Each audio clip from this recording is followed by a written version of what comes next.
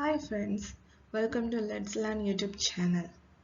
Day by day, the communicating language is totally different for us to learn or to communicate because the familiar words become unfamiliar words and the known words become unknown words. So now we are going to see how to use a word tasty in another way with examples.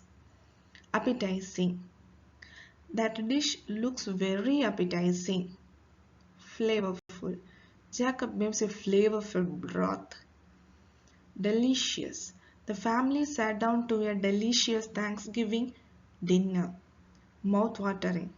An eye-catching display of mouth-watering cakes and pastries. Yummy. A yummy meal that is also nutritious.